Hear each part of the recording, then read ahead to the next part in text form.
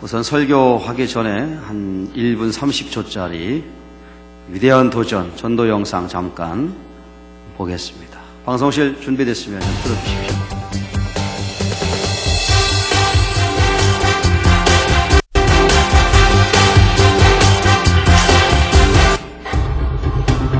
위대한 도전의 정점, 월드 베이스볼 클래식 한국 대표팀.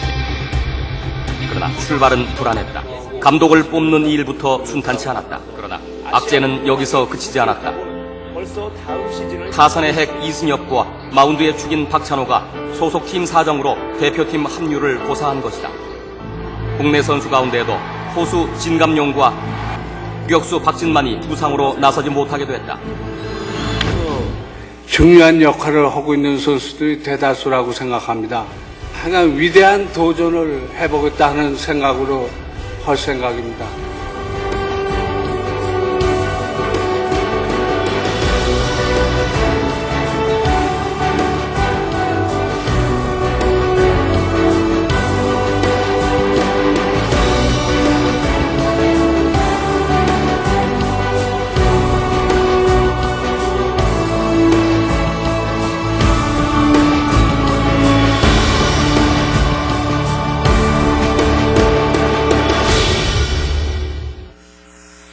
할렐루야.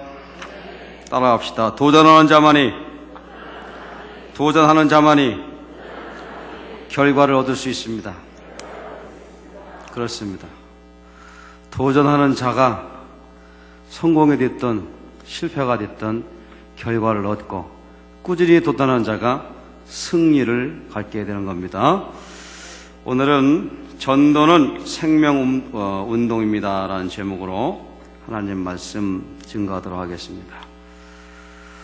모든 종교는 그 종교가 지향하는 가치가 있습니다. 그리고 그 종교에 가르침이 있고 교훈이 있습니다. 가르침과 교훈을 담은 경전이 있습니다. 그래서 그 경전을 가지고 또 사람들을 교육하기도 합니다. 우리 기독교의 경전은 성경입니다.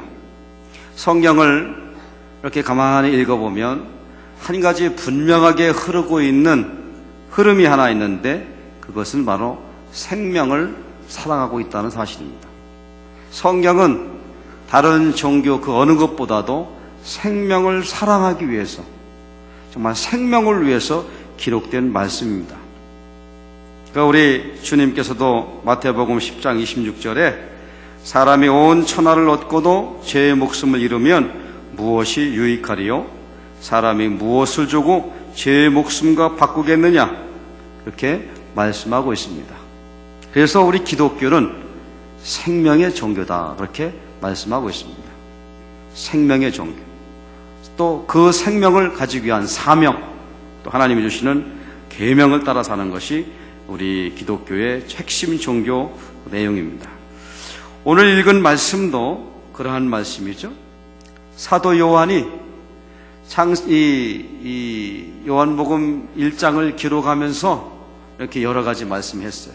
그리고 이제 21장 이렇게 이제 마무리되어지면서 오늘 읽은 말씀 중에 이 책을 기록한 목적을 설명하고 있습니다. 자, 한번 같이 보시겠습니다. 예수께서 제자들 앞에서 이 책에 기록되지 아니한 다른 표적도 많이 행하셨으나 오직 이것을 기록함은 너희로 예수께서 하나님의 아들 그리스도를 어떻게 하려고요? 믿게 하려 하며. 다른 거 아닙니다. 이 성경을 기록한 것은 하나님의 아들 그리스도를 믿게 하기 위함이다 하는 것이죠. 물론 다른 예수님이 많은 표적과 기적을 행한 것도 많이 있다는 얘기예요. 그러나 그러한 모든 것들도 다른 목적이 아니고 예수님이, 따라합시다. 예수님이 하나님의 아들입니다. 예수님이 하나님의 아들이라는 것을 믿게 하려고 이 성경을 기록했다는 말씀이에요. 그 다음에 또 너희로 믿고 그의 이름을 힘입어 어떻게 하려고요? 생명을 얻게 하려 함이로 함이니라 그랬어요. 그러니까 우리가 예수님을 믿으면 그리고 생명을 얻는다는 말씀입니다. 이 요한복음은 여러 서신서들, 복음서 중에서도 아주 후기에 기록된 말씀입니다. 여러분들 마태복음에서 쭉 보면 기록 연대를 한번 찾아보세요. 그러면 대부분 AD 60, 한 5년, 3년, 뭐 또 이 어간에 보통 기록되어 있습니다. 근데 요한복음은 AD 한 90년, 80년에서 90년 정도에 기록된 말씀입니다. 그러니까 다른 사도들은 이미 대부분 다 순교했었고요. 그리고 이제 사도 요한 혼자서 이렇게 있을 때였습니다. AD 90년. 또 AD 70년에 예루살렘이 멸망하는 것을 요한도 듣게 되었습니다. 그리고 이 AD 65년 또 68년 이 어간에는 기독교 대박해가 진행되었던 때였습니다. 그리고 그 당시 많은 사람들이 순교를 당했습니다. 이러한 때에 사도 요한은 예수님이 과연 우리에게 무슨 의미가 있는가? 왜 많은 사람들은 저 예수 때문에 죽어야 하는가? 라고 하는 아마 질문을 하게 됐을 것입니다. 그것은 바로 다른 것이 아니라 예수님이 이 땅에 오신 것은 생명을 주기 위함이라고 하는 생각을 또 그렇게 깨닫게 되었습니다. 그리고 특별히 여러분들 성경 또 복음서도 찾아보면 물론 다른 서신 이 복음서에도 그런 단어가 나옵니다. 생명이라는 단어가 나오는데 특별히 요한복음에서만 생명이라는 단어들이 많이 나옵니다. 요한복음 6장 35절에 보면 예수께서 이르시되 나는 생명의 떡이니 그렇게 말씀하고 있어요. 또 6장 51절에 보면 나는 하늘에서 내려온 살아있는 떡이니 살아있는 떡. 또 사람이 이 떡을 먹으면 영생하리라. 내가 줄 떡은 세상의 생명을 위한 내 살이나 하시니 그랬어요. 계속해서 하나의 관점으로 가는데 그것은 생명을 살리고자 한다는 말입니다. 또 요한복음 14장 6절에서 보면 예수께서 이르시되 내가 곧 길이요 진리요 뭐라고요? 생명이니 그렇게 말씀하고 있습니다. 그러니까 우리가 믿는 기독교는 생명의 종교입니다. 어떤 분이 이런 말을 해요. 내가 만약 기독교가 하나의 종교라 한다면 나는 기독교를 믿지 않겠다. 그런 말을 했어요. 사람들은 이렇게 말합니다. 아이고 종교는 다 같은 종교고 자기가 맞는 종교 하나 선택해서 그렇게 믿으면 되지. 뭘 교회 다니는 사람들은 그냥 자기 종교만 그렇게 믿으라고 그러는가. 그렇게 얘기하는 사람도 있어요. 어쩌면 기독교는 예수 구원이라고 하는 하나의 독선이 있습니다. 그리고 그 독선이 다른 계층과 다른 세력들과의 긴장 관계를 유발하는 것은 분명합니다. 그러나 그 안에는 하나님의 생명이 있기 때문에 우리는 그 하나님의 가르침을 믿고 따르게 되는 것입니다. 여러분 그렇습니다. 여러분이 우선 전도를 하든 또 신앙생활을 하든 그 어떤 것을 하든 간에 내가 믿고 있는 이 그리스도가 살아계신 하나님의 아들이고 그리고 나를 구원한다고 하는 이 분명한 사실을 우리가 밝히 알고 있을 때에 우리에게 능력이 되고 힘이 되는 줄을 믿습니다. 자, 여러분 한번 제가 몇 번 봤는데 누가복음 1장 1절에 보면 이렇게 말씀하고 있어요. 누가복음 1장 1절은 누가가 기록하지 않았습니까? 우리 중에 이루어진 사실에 대하여 처음부터 목격자와 말씀에 일꾼된 자들에 전해진 그대로 하겠다 합니다.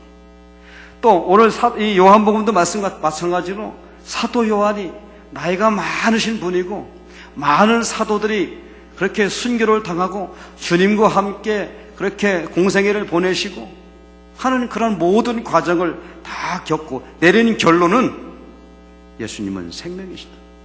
예수님이 이 땅에 오신 것은 생명을 전하기 위함이다 라고 하는 결론을 갖게 됩니다. 김성화라고 하는 목사님이 계십니다. 김성화. 여러분도 유튜브에 들어가서 김성화 목사님 쳐보세요. 그러면 그분이 간증이 많이 나옵니다. 이분은 원래 불교 집안에서 태어나셨던 분이고 소위 말하면 불교 모태 신자입니다. 그래서 자연스럽게 불교인이 되었고요. 그리고 이 사람은 또 승려가 되었습니다. 그 법명은 해경이라고 하는, 해경 스님이라고 하는 법명을 받았어요. 이분은 훌륭한 불교인이 되기 위해서 새벽 3시에 일어나가지고 닭이에 물을 붓고 법당에 향을 꽂고 아침 예불을 시작하고 또 주변에 그러한 잔심부름과 또 사찰 관리 이런 일들을 끊임없이 또 계속해서 열심히 하면서 자신의 그러한 수양을 닦아갔습니다. 어쩌나 열심히 했던지 이 해경 스님은 불교계에서 인정받는 승려가 되었고 대한불교 정토종이라는 종단이 있어요. 거기에 교육국장과 포교국장을 역임을 했습니다. 그쪽 교단의 교리 부분을 맡아서 하는 그런 부분입니다. 그러니까 이분이, 이 해경 스님이 전 세계 불교국가를 두루 다니면서 우리나라 신라와 고려의 흥왕기에 융성했던 그 불교 그때를 그리워한 거예요. 옛날 신라 시대에 이 땅에 불교가 그렇게 융성했는데 지금은 이 불교가 짜부러졌다 이런 얘기예요. 가만히 보았더니 이 원인은 기독교인들 때문에 그렇구나 라고 생각을 했어요. 그래서 그러면 기독교를 왜 이렇게 부흥하고 있는가 하고 봤더니 기독교는 그 교리 공부를 잘 시켰기 때문에 그렇게 교회가 부흥하더라 그런 생각을 했어요. 그래서 이 해경 스님이 공부를 많이 하고 이렇게 좀 해서 이 불교가 부흥하기 위해서는 후학들을 열심히 가르쳐야 되는데 그러기 위해서는 불교 대학이 필요하다라고 생각해서 자기 종단에 그런 뜻을 전하고 그 종단에서 대학 건립을 위한 기금을 마련합니다. 그리고 이제 불교 대학을 이제 지으려고 나아갑니다. 그런데 뭐 사람 세상살이가 그렇지만 그런 과정 가운데 그 교단 내의 정치적인 이해관계가 엇갈리고 그리고 하면서 결국 이 사람이 교도소에 수감이 돼요. 그래가지고 이제 이 교도소에 수감이 되는데 승려니까 우리가 만약에 교도소에 가면 뭐 하겠습니까? 성경책을 열심히 읽지 않겠어요? 그래서 이 사람도 승려니까 교도소에 들어가가지고 이제 여러 가지 그런 책들을 많이 읽기 시작을 합니다. 화엄경, 법화경, 승엄경, 원각경 뭐 이런 것들이 있다고 그래요. 그래서 이 사람들 거기서 열심히 읽어보고 있는데 뭐 교도소에 있으니까 그 마음대로 자기 마음대로 읽지를 못하잖아요. 그래가지고 그 교도 대원들에게 좀 신청을 해서 그 사람들이 책을 주면 읽고 안 주면 못 읽는 거예요. 근데 어느 날인가는 자기가 불교 서적을 요청을 했더니 파란색의 조그마한 무슨 책이 들어온 거예요. 보았더니 기도원 옆에서 나온 성경책인 거예요. 그래가지고 이제 깜짝 놀랐어요. 그 교도 대원이 이제 군 생활하는 그러한 군인이었는데 그 사람한테 호통을 쳤어요. 야 이놈아, 내가 누군 줄 알고 내가 나를 이렇게도 무시하느냐고 호통을 치면서 화를 냈어요. 그래가지고 그 책을, 성경책을 집어 던졌습니다. 그러다가 뭐 또 마음이 가라앉았는지 한참 지나고 나서 이제 도대체 무슨 말이 적혀 있는 거야? 하고 그 성경책을 읽기 시작을 합니다. 성경책을 마태복음부터 쭉 읽기 시작하다가 처음에는 그렇게 거부감이 많이 있고 뭐 이런 이상한 놈의 책이 다 있나 라고 하다가 이 사람이 누가복음 7장에 가서 이 사람이 새롭게 큰 깨달음을 얻습니다. 거기 무슨 내용이냐면 누가복음 7장 14절에서 15절에 보면 나인성 과부의 이야기입니다. 나인성의 한 과부가 아들 하나 두고 살았는데 그 아들이 죽었어요. 그래가지고 그 성에서 그 아들을 장사 지내려고 이렇게 가고 있는 것을 예수님과 그의 제자들이 마주치게 됩니다. 그때 예수님은 그 나인성 과부를 멈춰놓고 그리고 이 죽어있는 그 아들을 향해서 예수께서 가라사대 청년아 내가 내게 말하노니 일어나라 하심에 죽었던 자가 일어나 앉고 말하거늘 예수께서 그를 어미에게 주시니라. 이런 말씀이 나와요. 근데 이 해경 스님이 놀라운 것은요, 불교 서적에도 이와 비슷한 내용이 있다는 거예요. 옛날 인도의 구라시성이라고에 시디님의 한 젊은 과부가 똑같이 이 아들 하나가 죽었어요. 그래가지고 이렇게 있다가 석가모니와 그의 제자들이 있는 곳을 와가지고 찾아와가지고 다리를 붙잡고 사정합니다. 석가모니님, 제 아들 좀 살려주십시오. 라고 그렇게 얘기를 하죠. 그때 석가모니가 그 여인에게 이렇게 얘기를 합니다. 참 보니까 딱하게 됐구만. 자, 오늘 하루 동안 다니면서 사람이 죽은 적이 없는 집에 가서 쌀 한 큼씩 지어다가 밥을 지어서 그 죽은 아이의 입에다 넣으면 아마 그 아이가 살 것이요. 그렇게 얘기를 합니다. 그래서 이 어머니는 열심히 집에 다녀서 다 대문을 두드리고 혹시 이 집에 사람이 죽은 적이 없습니까? 라고 물어보니까 어떤 사람은 작년에 누가 죽었고 금년에 누가 죽었고 다 이러는 거예요. 계속 다녀봐도 한 사람도 죽은 사람이 없는 거예요. 그래서 지친 마음을 이끌고 저녁 때가 되어져서 그 석가모니 앞에 옵니다. 그래서 이제 얘기를 합니다. 제가 하루 종일 다녀보았지만 죽은 사람이 없는 집이 없었습니다. 라고 이렇게 할 때 석가모니가 그 자매에게 이렇게 얘기합니다.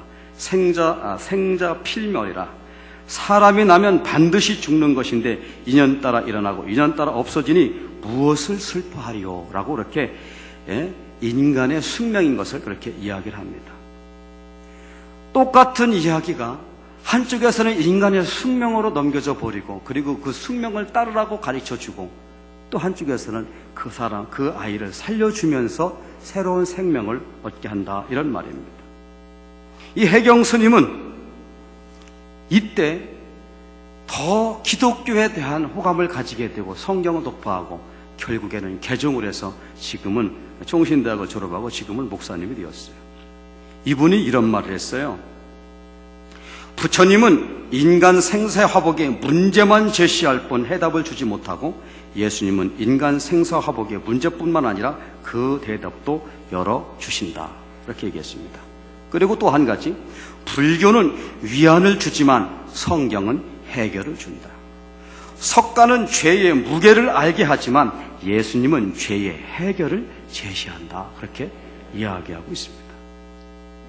물론 불교 한 예를 들었지만 사람들은 종교는 다 같은 거야 라고 말하지만 다 같은 것 중에 기독교가 하나라고 그러면 다를 게 뭐가 있겠습니까? 그러나 오늘 여기 말씀과 같이 오직 그것을 기록함은 너희로 예수께서, 다른 게 아닙니다, 예수께서 하나님의 아들 그리스도이심을 믿게 하려 함이라고 합니다. 그리고 또 너희로 믿고 그 이름을 힘입어 생명을 얻게 하려 함이니라. 예수 이외에는 구원을 얻을 만한 다른 이름을 주신 일이 없다고 하는 것이 하나님의 말씀입니다. 그렇습니다.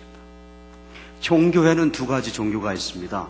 하나는 구도적인 종교가 있고 하나는 전도 종교가 있습니다. 구도 종교란 뭡니까? 계속 도를 구하고 얻으려고 찾아가는. 여러분들 불교에서 총동하는 거 봤습니까?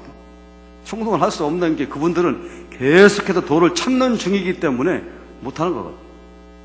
근데 전도 종교는 뭐예요? 이미 도를 얻은 거예요. 이미 도를 얻었어요. 어떻게 얻었습니까? 하나님의 은혜로 우리가 예수님을 믿으면 그때부터 우리는 전도할 수 있는 줄 믿습니다. 그래서 어제까지는 전도 못했어요. 근데 내가 오늘 이 하나님의 은혜로 예수님을 깊이 깨달았어요.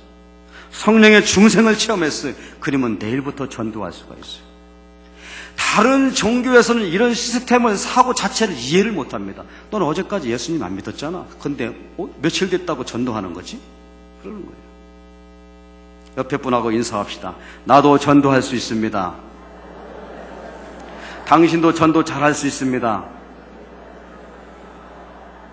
그렇습니다. 어떤 분은 아이고 전도라고 하는 것은 처음 교회 와가지고 또 좀 잘하고 세례받고 직분받고 뭐 좀 집사 한 권사쯤 돼야 전도하지 뭐 나 같은 사람이 무슨 전도를 하겠어? 뭐 이렇게 생각할 수 있잖아요. 그러나 우리 기독교는 그렇지 않습니다. 어제까지 불신자였지만 하나님의 은혜로 내가 예수님을 믿고 그리고 그 깨달음을 갖고 하나님이 주신 능력이 있으면 오늘이라도 나가서 전도할 수 있는 거예요. 사마리아 우물가성에 있었던 그 여인은 그렇지 않습니까? 응? 물동이를 버려두고 그 성에 가서 주님을 전한 것과 똑같은 이치입니다.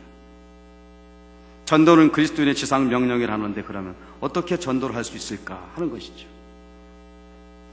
여러분, 그렇습니다. 전도는 어떤 특별한 비결이 있는 것이 아닙니다. 가장 중요한 것은 내가 전도해야겠다는 사명감과 책임감이 중요합니다. 다시 말하면 내가 전도해야 되겠다는 의식을, 인식을 하는 것입니다.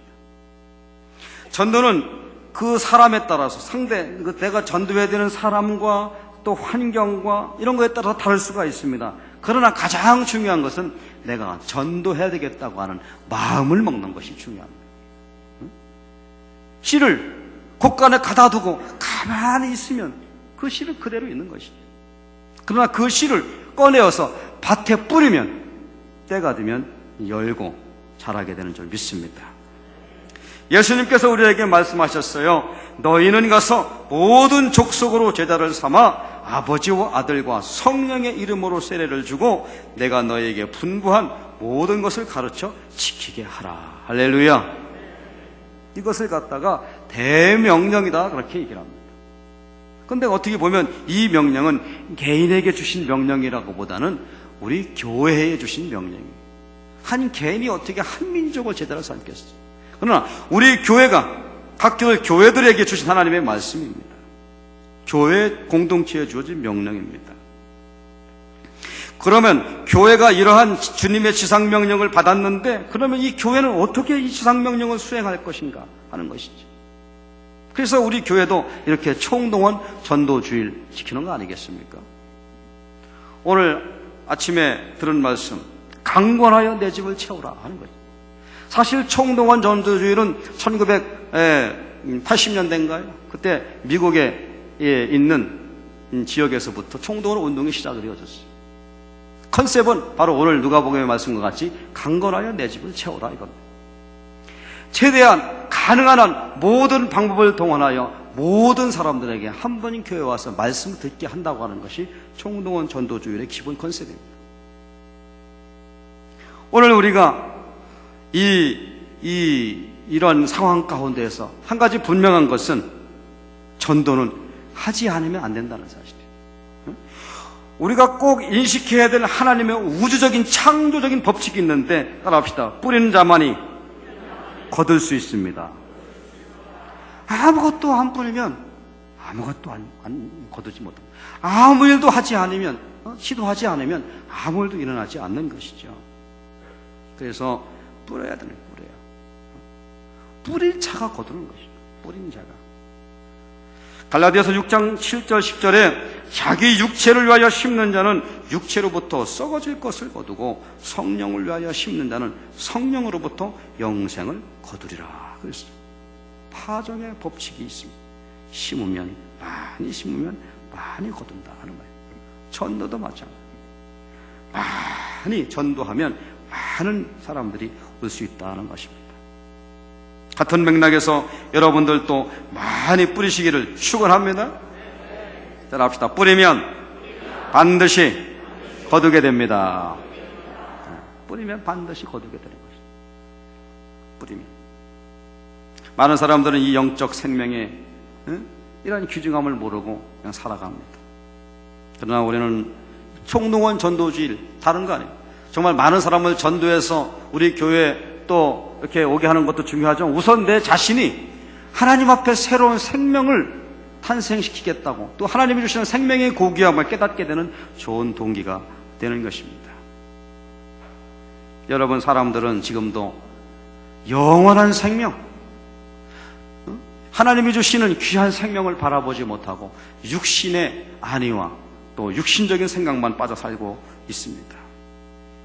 여러분, 지금은 죽었지만요, 마이클 잭슨이요 살아있을 때 나는 150은 살아야 되겠다 그렇게 말했대요. 그 얼굴 가지고 어떻게 150을 살아요?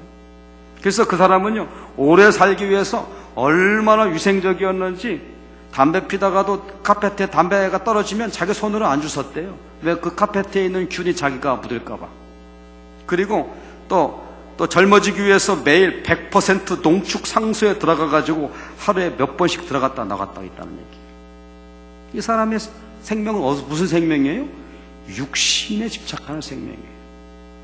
영원한 생명을 모르면 반대적으로 육신의 생명에 집착할 수밖에 없습니다. 어제 우리 교구에 장례가 나서 어느 그 공원묘지에 하관 예배를 드렸습니다. 마침 또 장례 하관하는 데가 그 산 위쪽에 있어가지고 위에 올라가 있었는데 좀 시간이 있어서 기다려다 보니까 얼마나 많은 사람들이 거기 묘지가 있는지 몰라요.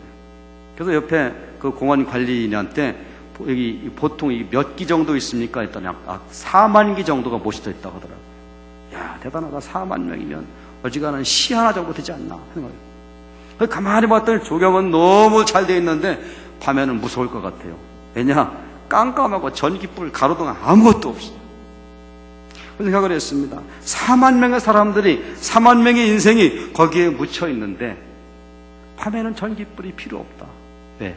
생명 가진 사람이 없으니까 그렇다, 이런 얘기입니다. 우리의 인생이 그저 장식품이 아닌 참된 생명을 수여한 삶을 살아가야 하기에 예수님께서는 우리에게 이러한 질문을 던집니다. 너희가 진정 생명을 사랑하느냐? 하나님이 우리에게 말하십니다. 생명 찾는 일에 얼마나 열심을 내느냐라는 말씀입니다. 어느 날 예수님이 제자들, 서기관들과 바리새인들과 논쟁이 벌어졌어요. 그것은 안식일에 병든 자를 고쳤다는 이유 때문에 그렇습니다. 그런데 이 바리새인들과 이 서기관들은 안식일에는 일을 하지 말고 그래야 되는데 어떻게 그 율법을 어기고 안식일에 말이야 사람을 고치고 그러냔 말이에요. 예수님하고 논쟁이 벌어졌어요. 그러니까 주님이 말하고 말씀하셨어요. 내가 너희에게 묻노니 안식일에 선을 행하는 것과 악을 행하는 것, 생명을 구하는 것과 멸하는 것, 어느 것이 옳으냐, 그렇게 말씀해 주셨습니다. 그렇습니다. 생명을 살리는 일에 주님은 앞장서셨습니다. 사랑하는 여러분, 우리들도 예수님과 같이 생명을 살리는 일에 앞장서야 될 줄을 믿습니다. 이제 어젠가요, 에볼라 바이러스가 아프리카 전역을 강타하고 또 미국 본토에까지 있어서 뭐 이게 보통 심각한 문제가 아니잖아요. 근데 또 마침 아이펙 아셈 회의에 참석했던 박근혜 대통령이 에볼라 바이러스 지역에 한국 의료팀도 보내겠다, 뭐 그렇게 발표를 하셨어요. 무엇이겠습니까? 한 생명을 찾아보겠다고 하는, 구해보겠다고 하는 그런 의지가 있는 거 아니겠습니까? 하나님께서는 저희들에게 죽어가는 생명을 찾도록 요구하고 계십니다. 어떤 사람들은 아이고 지금은 전도할 때가 아니야, 전도가 돼야 말이지, 전도 때는 지나갔어, 이렇게 얘기할 수도 있습니다. 그러나 전도는 때가 있는 것이 아닙니다. 전도는 반드시 해야 되는 하나님의 지상명령인 줄을 믿습니다. 그렇습니다. 또 오늘 이 시간에 뭐 다른 건 몰라도 괜찮더라도 하나님이 주시는 한 생명을 천하보다 귀히 여기겠다고 하는 그런 전도 의식을 갖는 것이 중요합니다. 오늘날 많은 사람들은 하나님이 주시는 참된 생명을 알지 못하기 때문에 이 땅에 눈에 보이는 세상, 그것이 전부인 양 거기에 살아가고 있습니다. 돈이 생명인 줄 알고 돈을 찾아갑니다. 명예가 생명인 줄 알고 명예를 쫓아가고, 지식이 생명인 줄 알고 지식을 따라가고, 또 육신의 건강이 최고인 줄 알고 건강을 위해서라면 무엇이든지 합니다. 그러나 오늘 주님께서 말씀하신 그 생명은 그러한 것으로 얻어지는 것이 아닙니다. 누가복음 12장 15절에 모든 탐심을 물리쳐라, 그 생명이 그 소유의 넉넉함에 있지 아니하리라, 그렇게 말씀하고 있습니다. 이렇듯 생명을 줄 수 없는 것으로부터 생명을 취하려고 하는 사람들에게 당신은 그것이 진짜 생명이 아닙니다, 그것이 진짜 영원한 생명이 아닙니다. 예수 그리스도가 생명입니다. 예수님이 인생의 해답입니다. 라고 하는 그 소리침을 우리가 해야 되는 줄을 믿습니다. 그래서 전도는 사실은 한 영혼을 불쌍히 여기는 마음을 가져야 전도가 되는 것이죠. 주여, 따라합시다. 주여, 한 영혼을 살려주옵소서. 이 한 영혼에 집중하는, 그리고 내가 바라보고 있는, 내가 또 이렇게 찾고 있는 그 영혼의 그 불쌍함을 바라보고 눈물을 흘리고 기도하는 그런 마음이 있을 때 그 생명의 가치가 또 느껴지게 되는 것이죠. 기독교는 생명을 존중히 여기는 종교예요. 사람의 생명뿐만 아니고 동물과 식물의 생명까지도 존중히 여깁니다. 왜 그렇습니까? 우선 사람은 하나님의 형상을 빚은 그러한 피조물이기 때문에 그렇습니다. 그래서 기독교에서는 당연히 생명 존중 운동이 일어나는 것입니다. 그런데 그 생명 존중 운동도 예수 그리스도 안에 있을 때에 가능하게 되는 줄 믿습니다. 이제 총동원 새생명 축제가 일주일 남았습니다. 이날이 정말 축제가 되기를 소원한다면 새 생명이 출산되어야 하는 거죠. 그렇지 않습니까? 여러분, 우리가 시골에서도 저도 이렇게 소를 사다가 키우고 그러면은 송아지를 낳을 때가 되면 송아지를 낳아야 돼요. 그래야 되잖아요. 그 새 생명이 자꾸 탄생되어야 되는 것이죠. 생명은 살아있는 생명체로부터 나올 수 있습니다. 우리가 살아있는 존재가 되는 이유는 그 살아있는 생명체를 계속해서 이렇게 재생산해야 되는 것이죠. 그래서 우리가 총동원 전도운동을 하는 이유가 여기에 있습니다. 살아있는 존재, 하나님께서 원하시는 그 생명을 찾기 위해서 우리는 헌신하고 땀을 흘리고 기도하며 나아가야 되는 줄을 믿습니다. 하나님은 한 사람을 천하보다 귀히 여기신다고 말씀해 주셨고, 그 한 영혼을 찾기 위하여 이 땅에 사람의 몸으로 오시었습니다. 그런데 우리 주님께서 말씀하셨습니다. 너희는 나아가 복음을 증거하라. 때를 얻든지 못 얻든지 나아가 증거하라고 말씀하고 계십니다. 생명은 순종할 때 싹트기 시작합니다. 주님의 말씀에 순종하는 사람에게 생명은 시작됩니다. 주님의 말씀에 하루하루 순종의 반응을 보이며 사는 한 주간 되기를 주님의 이름으로 축원을 드립니다. 순종의 반응, 생명을 잉태하는 데는 순종의 반응이 필요하다. 그 순종의 반응이면 땀 흘림이 있는 것입니다. 여러분들이 이제 일주일 동안 나아가 전도할 것입니다. 내일부터 우리 교역자들도 월요일이지만 나와서 전도 활동하고 이렇게 합니다. 때와 장소를 가리지 않고 그 하나님이 주시는 뜻과 그리고 하나님이 주시는 인도함을 따라 전도하게 되면 하나님의 은혜가 각 상황 맞게 여러분에게 임하게 될 줄을 믿습니다. 우리는 뿌리면 자라게 하시고 거두시게 하는 분은 하나님인 줄을 믿습니다. 그래서 26일 총동원 전도주일은 예수님이 그렇게도 기다리고 기다렸던 한 영혼, 한 생명들이 주님의 거룩한 성전을 찾아와서 새로운 생명이 잉태되는 놀라운 축제의 장이 되기를 주님의 이름으로 축원을 드립니다. 마태복음 16장 25절 말씀에 보면 누구든지 제 목숨을 구원고자 하면 잃을 것이요 또 나를 위하여 제 목숨을 잃으면 찾으리라 말씀해 주셨습니다. 이 말씀은 육신의 생명을 잃더라도 영원한 생명을 얻어야 한다는 말입니다. 그렇기 때문에 해외에서 오신 선교사님들이 그 젊은 청춘을 정말 희망의 꽃이 보이지 않았던 이 조선반도에 그들이 생명을 묻었던 것 아니겠습니까? 육신의 생명에 연연하다가 영생을 잃는 백성들을 보면서 불쌍한 마음을 가지고 순교도 했던 것입니다. 비록 우리는 그러한 순교의 마음과 그러한 것을 하지 못한다 할지라도 하나님이 주시는 기회와 은혜의 때를 전도할 수 있다는 것이 얼마나 큰 축복이요 또 하나님이 주시는 은혜인지를 믿습니다. 제가 요즘에 어느 분이 주신 책을 읽으면서 이 사우디아라비아의 종교적 상황을 잠깐 보게 되어졌어요. 이야, 그 나라는 성경책 갖고 다니다 걸리면 감옥에 가고 또 예수 믿는 사람들은 대화하다 걸리면 감옥에 가고 무슨 종교 경찰이 있어가지고 무슨 뭐 꼼짝을 못하는 거예요. 대한민국 여러분 정말 대한민국과 같이 전도하기 좋은 때와 장소는 정말 역사상도 그렇게 많지 않습니다. 차별금지법 뭐 제정하네 못하네 뭐 이런 얘기들 오가고 그런다고 그러는데 때가 있을 때 하나님의 말씀을 정말 씨를 뿌려야 할 그 순간에 뿌리는 자가 하나님의 은혜를 덧입게 해주는 줄을 믿습니다.